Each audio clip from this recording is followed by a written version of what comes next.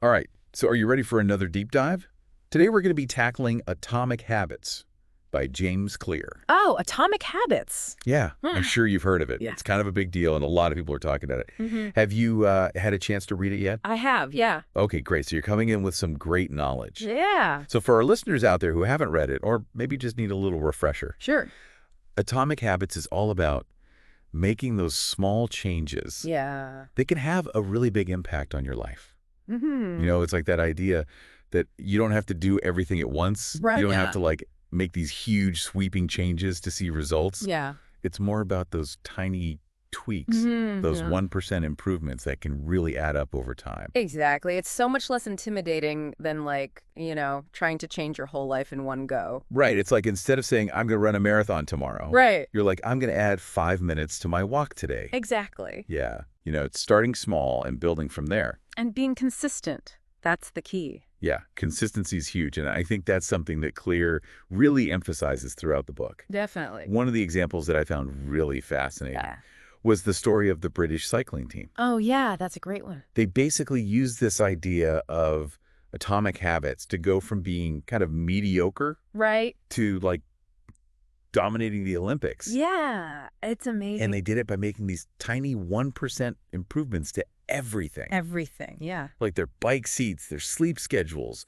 even like what they ate for breakfast. It's incredible how those small tweaks can compound over time. Yeah, it's like the butterfly effect. Right. Like one tiny change can have these huge ripple effects. And it's not just limited to cycling, Right. This concept can be applied to literally anything you want to achieve. Exactly. And I think that's what's so cool about this book is that it's not just like a self-help book. Right. It's really like a practical guide to understanding how habits work and how we can use that knowledge to make positive changes in our lives. And it's backed by science, It's not just some motivational fluff. Yeah, it's what I appreciated about it too. Like it's very research-based. Definitely. So let's dig into some of the sciencey stuff. Okay. Clear talks about this thing called the habit loop, Yes, the habit loop. It's essential. which is basically a 4-step process that explains how habits are formed. Right. So the first step is the cue, The trigger. Yeah. which is basically anything that triggers the habit.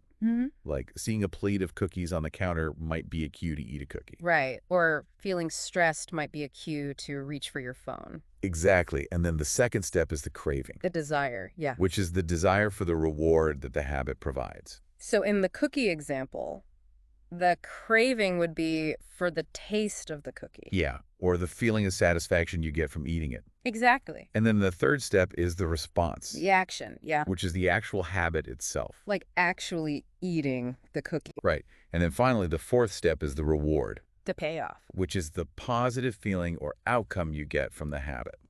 So the reward might be the taste of the cookie, the feeling of being full.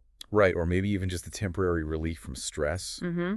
So it's this cycle that goes cue, craving, response, reward. And the more you repeat this cycle, the stronger the habit becomes. It's like you're wiring your brain to automatically respond to that cue with the habit. Exactly. And the key is to understand this loop so we can start to change our habits. Right. Whether it's breaking bad habits or forming good ones. So let's say you want to stop mindlessly snacking at night. Okay, a common one. The cue might be finishing up work and going to the kitchen. Right. And the craving might be for something sweet or salty to de-stress. Mm-hmm. So if you're aware of this pattern, Yeah. you could start to interrupt it. Right. Like maybe you swap out the chips for a bowl of fruit. Or a cup of herbal tea. Yeah. Or you find a different way to de-stress. Exactly. It's about being mindful and making conscious choices. And that's where I think environment design comes in. Oh, environment design is so important. Because Clear talks about how our surroundings can actually influence our habits. It's not just about willpower. It's about setting yourself up for success. Yeah, it's like if you're trying to eat healthier Mm-hmm. and you keep a bowl of fruit on the counter Right. and you hide the junk food in the back of the pantry. You're more likely to reach for the fruit because it's more visible and accessible. Exactly. It's making the healthy choice the easy choice. And it works the other way around, too. Right. If you're trying to reduce your screen time, put your phone in a drawer or another room. Out of sight, out of mind. Exactly. Yeah. You're making it harder to access that bad habit. Yeah, I've actually started doing that. Really? And it's amazing how much it helps. It really does. It's like I don't even think about my phone when it's not right there in front of me. It's all about creating those cues and triggers that support your goals. Right. And Clear provides this really helpful framework for building habits. Hmm. He calls it the 4 laws of behavior change. The 4 laws, yes, they're like a cheat sheet for making any habit stick. Yeah, so let's break them down one by one. Okay. Yeah. Their first law is make it obvious, Right. Make the cue for the habit clear and visible. like we were talking about with the fruit bowl. Exactly. Or, if you want to start meditating every morning. You could leave your meditation cushion out in plain sight.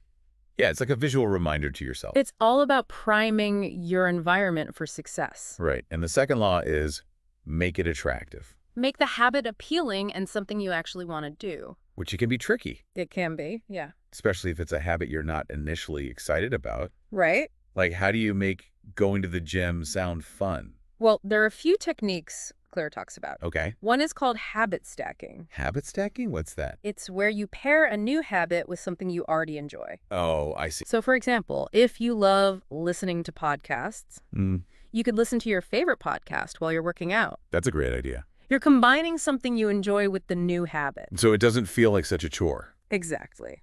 Okay, and the third law is make it easy, Make the habit as simple and frictionless as possible. which I think is so important because if something feels too difficult, Yeah, we're way more likely to give up. absolutely. Like, if you're trying to write a book, Mm-hmm. don't try to write a whole chapter in one sitting. Right. Start with just writing one paragraph. Or even just one sentence. Yeah, it's about breaking down the habit into smaller, more manageable chunks. And this is where the 2-minute rule comes into play. Oh yeah, the 2-minute rule. Tell me more about that. So the idea is that any new habit should take no longer than 2 minutes to do. 2 minutes. Yep, that's it. That seems almost too easy. That's the point. Okay, It's about tricking your brain into getting started. I like that. Tricking your brain. So instead of saying, I'm going to work out for an hour today, Right. you start with, I'm going to put on my workout clothes. Oh, I get it. That takes less than 2 minutes. Yeah. But once you're in your workout clothes, you're way more likely to actually work out. It's like you're setting yourself up for success. Exactly. And then the final law, the fourth law, is make it satisfying. Make the habit rewarding so you're more likely to repeat it. And I think this is where celebrating those small wins comes in. Definitely. Like if you're trying to save money Mm-hmm. and you manage to put away an extra $20 this week, Celebrate that. yeah, even though it might not seem like a lot, It's still progress. it's still a step in the right direction. And those small wins add up over time. You really do. It's like they create this positive feedback loop Yeah. where you're motivated to keep going because you're seeing results. It's about reinforcing those good habits. Exactly. So we've got the habit loop, we've got the 4 laws of behavior change, Yeah. we've got environment design. I feel like we're starting to get a pretty good grasp on the atomic habits framework. We're getting there. But before we move on, Yeah. I'm curious to hear your thoughts on this idea of identity-based habits. Oh, identity-based habits. That's a powerful concept. Yeah, it's something that Clear talks about a lot in the book. And it's really about shifting your focus from what you want to achieve Okay. to who you want to become. So instead of saying, I want to lose weight, Right. you say, I am a healthy person. Exactly. Or instead of saying, I want to write a book, Mhm. you say, I am a writer. It's like you're embodying the identity of the person you want to be. It's about aligning your actions with your desired identity. And I think that can be really motivating. It is. It's like you're no longer trying to force yourself to do something. Right. You're simply acting in accordance with who you believe you are. It's like you're becoming the person you want to be. Exactly. One tiny habit at a time. I love that. This is all really fascinating stuff, but I'd love to hear some real-world examples Sure. of how people have actually used these atomic habits principles to create positive change in their lives. Absolutely. Clear shares some amazing stories in the book. Okay. One that comes to mind is about a man who lost over 100 pounds. Wow, 100 pounds. Yep. And he didn't do it through any crazy crash diet or extreme workout plan. Okay. He started small by simply walking around the block each day. Walking around the block. Yeah, and he gradually increased the distance over time. So he started with that 2-minute rule. Exactly. And he also started making small changes to his diet, Like what? like swapping out sugary drinks for water Okay. and choosing healthier snacks. So it was really just those small, consistent changes. That added up to big results. That's incredible. And it makes me think, if he can do it, Yeah, anyone can do it. exactly. It's about those small, sustainable changes. So what other examples come to mind? Well, there's a woman who always wanted to write a novel. Oh, I can relate to that one. but she could never find the time. Yeah, that's always the excuse, right? So she started by committing to writing for just 5 minutes each day 5 minutes. before bed. Yep. Wow, that's even less than the 2-minute rule. But it worked for her. So she was consistent with it. Every single day. And what happened? She ended up writing her entire novel. That's amazing. So inspiring. And it just goes to show that even the smallest actions done consistently can lead to incredible results. This is all so encouraging. It is. It's about empowering yourself to create the life you want. One small step at a time. Exactly. Well, I think we've covered a lot of ground here in this first part of our deep dive into atomic habits. We have, yeah. We've explored the core concepts of the book. And I hope our listeners are already starting to feel inspired to implement some of these principles into their own lives. Me too. It's about taking action and making those small changes that can lead to big results. Absolutely. So let's take a quick pause here. Okay. And we'll be right back to continue our exploration of atomic habits in just a moment. Sounds good. I'm ready for more. All right, we'll be back in a flash. See you soon. You know, one thing I've been thinking about Okay. is how do you know when a habit is truly atomic? Oh, that's interesting. Yeah. Like, is there a specific size we should be aiming for? Yeah, how tiny is too tiny? Exactly, because you don't want it to be so small that it doesn't make any difference. Right, it's got to be meaningful. But you also don't want it to be so big that it feels overwhelming. Yeah, you've got to find that sweet spot. Right, like Goldilocks and the porridge. Not too hot, not too cold, just right. Exactly. So how do we find that just right size for our habits? Well, Clear actually offers a really helpful tool for this. Okay, I'm intrigued. It's called the 2-minute rule. The 2-minute rule. Have you heard of this one? I think so, but remind me. Sure. So basically it says that any new habit you're trying to establish should take no longer than 2 minutes to do. 2 minutes. Really? That's it. That seems almost too simple. I know, right? Like ridiculously easy. But that's the beauty of it. Okay, I'm listening. Because it's all about making those initial steps Yeah. so tiny that they feel almost silly to skip. Oh, so you're kind of tricking your brain into getting started. Exactly. Instead of telling yourself, I'm going to work out for an hour today. Which can feel really daunting, let's be honest. Right, exactly. Especially when you're just starting out. Yeah, you start with something like, I'm going to put on my workout clothes. Okay, that's doable. Right. That takes like, what, a minute maybe? Less than 2 minutes for sure. Exactly. But once you're in your workout clothes, you're way more likely to actually do the workout. You're already halfway there. That's so smart. It's like setting yourself up for success without even realizing it. Precisely. And you can apply this to any habit, really. Give me another example. Sure. Let's say you want to start writing every day. Okay, I've been meaning to do that. Instead of saying, I'm going to write a chapter of my novel tonight, you say, I'm going to open up my document and write for 2 minutes. That's brilliant. Right. Because even if you only write for 2 minutes, You've still done something. you've still taken action. And you've built that momentum, which is so important. Yeah, it's like you're telling your brain, hey, we're doing this. We're serious about this. Exactly. And the more you repeat that action, the easier it becomes to do it again and again. So it's not just about tricking your brain in the beginning. It's about building consistency over time. Exactly. And consistency is what ultimately leads to lasting change. I love that. And, another thing that Clear talks about a lot in the book is this idea of focusing on the process, not just the outcome. Yes. That's so crucial. Because it's easy to get caught up in the end goal, right? Oh, absolutely. We're all guilty of that. Like we're so focused on losing 10 pounds or writing that book that we forget to enjoy the journey. And the journey is where the real magic happens. It's where the growth happens, where we learn and evolve. Exactly. It's about falling in love with the process of showing up every day. Even when we don't see immediate results. Especially when we don't see immediate results, because that's when it's easiest to get discouraged. So how do we stay motivated when it feels like progress is slow? Well, this is where tracking your habits can be incredibly helpful. Oh yeah, like those habit trackers you see everywhere. Exactly. Clear is a big advocate of using visual cues like habit trackers, or even just a simple calendar, Okay. where you mark off each day you successfully complete your habit. Oh, I've seen those don't break the chain calendars. Yes. Those are a great example. And it might seem simple, but it's incredibly effective. There's something about seeing those marked off days Yeah. that creates a sense of accountability and motivates you to keep going. It's like you're building a visual representation of your progress. Exactly.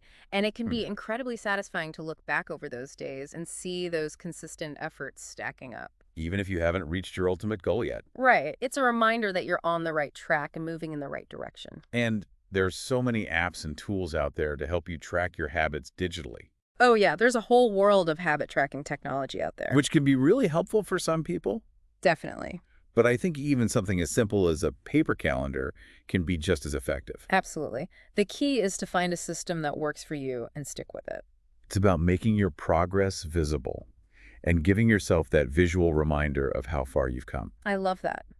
It's about celebrating those small wins along the way.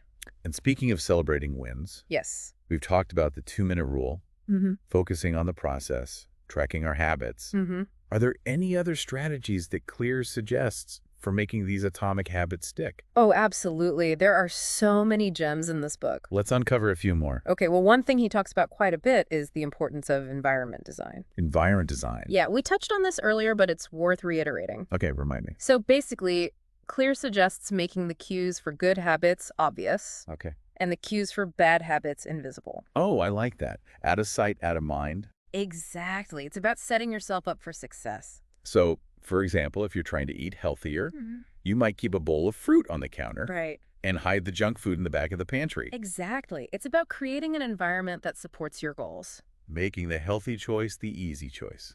And it's not just about our physical environment either. Oh, that's a good point. Our social environment plays a big role as well. You're right, because we tend to adopt the habits of the people we spend the most time with. Exactly. We've all heard the saying, you are the average of the 5 people you spend the most time with. So it's important to surround yourself with people who uplift you and support your goals, Absolutely. Surround yourself with people who inspire you to be your best self. and who model the habits you want to adopt. Exactly. And don't be afraid to ask for support when you need it. That's so important. Whether it's a friend, a family member, or a therapist, having a support system can make all the difference in the world. I couldn't agree more. It's amazing how much our environment, both physical and social, can influence our behaviors and habits. It really is, and I think that's one of the biggest takeaways from Atomic Habits. It's not just about willpower. It's about understanding how our environment shapes our actions. And then using that knowledge to create an environment that supports our goals. We've covered so much ground here today, from the power of small changes to the importance of environment design and social support. It's been a fascinating exploration of how we can leverage these tiny actions to create big positive changes in our lives. And it's not just about self-improvement either. Right. These principles can be applied to any area of our lives, Absolutely. from our relationships and careers to our communities and even the world at large. I love that. It's about creating a ripple effect of positive change. So before we continue our deep dive into atomic habits, let's Yes. take a moment to recap some of the key takeaways from this part of our conversation. Okay, sounds good. What are some of the most important things for our listeners to remember as we move forward? So many good takeaways, right? I know, right?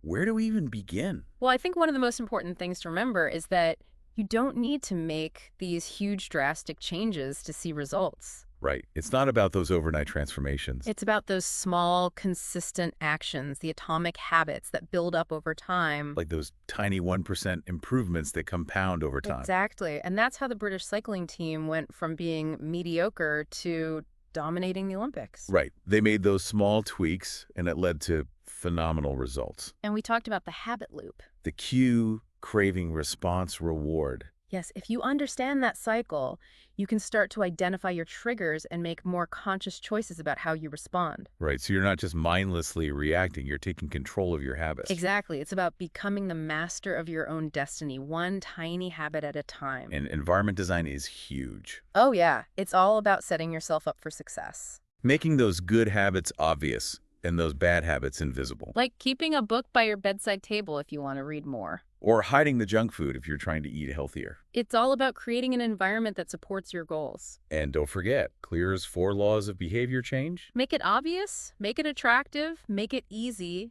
and make it satisfying. Those are like our cheat codes for building habits that stick.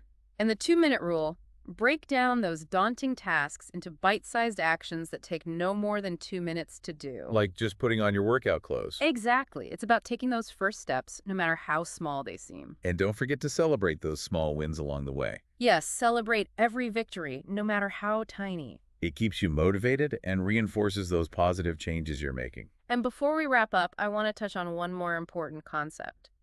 Identity-based habits. Oh yes, this is one of my favorite ideas from the book. It's about shifting your focus from what you want to achieve to who you want to become. So instead of saying, I want to lose weight, You say, I am a healthy person. Exactly. Or instead of saying, I want to write a book, you say, I am a writer. It's about aligning your actions with your desired identity. And that's incredibly powerful because it's no longer about forcing yourself to do something you should do. It's about becoming the person you want to be. Naturally and effortlessly living in alignment with your values and your deepest beliefs about yourself. This has been such an insightful deep dive. I agree. It's amazing how much wisdom is packed into this book. And I feel like we've only just scratched the surface. Oh, definitely. There's so much more to explore. So before we say goodbye, I have one final question for you. Okay, shoot. If our listeners could take away just one thing from this entire conversation, Yeah. what would it be? What's the most important message you hope they carry with them? I think the most important message is that lasting change is within reach for everyone. It's not about having some superhuman willpower or motivation. It's about understanding the science of habit formation and using it to your advantage. Embracing the power of small changes. And trusting that those tiny actions done consistently can lead to extraordinary results. It's about becoming the architect of your own life, one small habit at a time. Exactly. And remember, it's a journey, not a race. Be patient with yourself. Celebrate those small wins and never give up on your potential. Well said. This has been such a pleasure. Thank you for joining me on this deep dive into atomic habits. The pleasure was all mine. And to everyone listening, keep learning, keep growing, and keep diving deep. Until next time.